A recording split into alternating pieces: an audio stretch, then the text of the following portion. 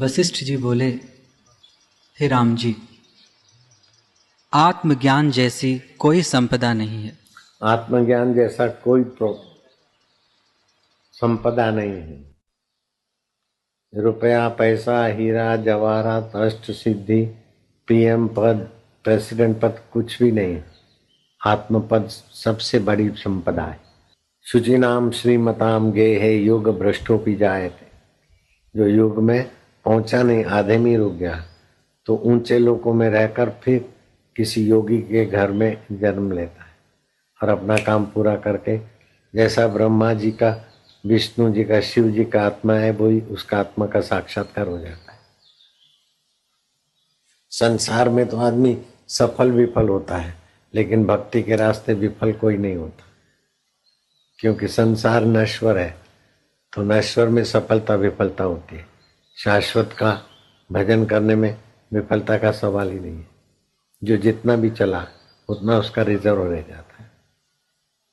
अभी तुम इधर बैठे, चाहे मन लगे न लगे, लेकिन उतना समय तुम्हारा ईश्वर के नाम पर जमा हो गया।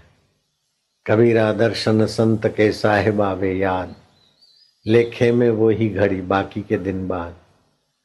तो ये समय तो तुम्हारे जीवन का गिनती में आएगा। ईश्वर के लिए बैठे, ईश्वर में मन लगे। ऑफिस में मन लगता है नहीं लगता, लेकिन सैलरी चालू रहता है।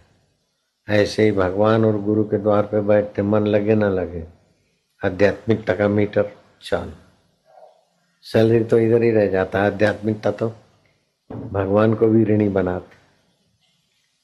हाँ जी। हे राम जी, न धन कल्याण करता है, न मित्र बांधव, और न शास्त्र कल्याण करते हैं। अपना उद्धार आपसे होता है।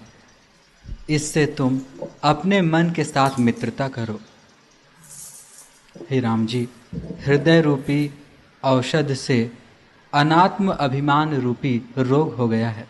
जब विचार रूपी नेत्र से उसको दूर कीजिए, तब आत्म रूपी सूर्य का दर्शन होगा। अनाभिमान रूपी रोग हो गया। ये अनात्मा है शरीर, उसको मैं मानते हैं, और हम आत्मा है उसको जानते नहीं। शरीर अनित्य है, उसको मैं मानते हैं, और हम नित्य है उसका पता नहीं।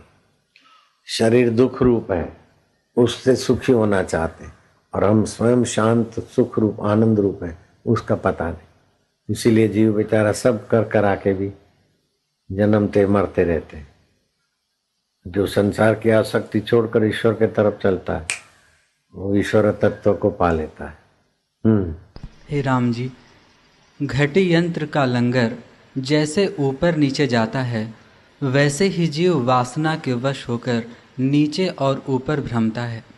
जब विचार और अभ्यास करके आत्मबोध को प्राप्त होता है, तब संसार बंधन से मुक्त होकर आदि अंत से रहित आत्मपद को प्राप्त होता है। हे राम जी, स्वरूप से गिरे हुए जीव इस प्रकार भ्रमते हैं और शरीर पाते हैं।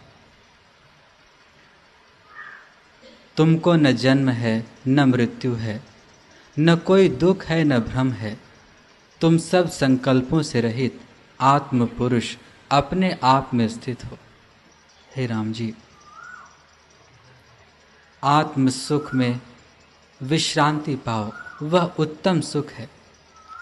संवित में संवेदन का फुरना जिनका निवृत्त हुआ है, उन पुरुषों को कोई दृश्य भावना नहीं होती, न कोई कर्म ही उनको स्पर्श करते हैं।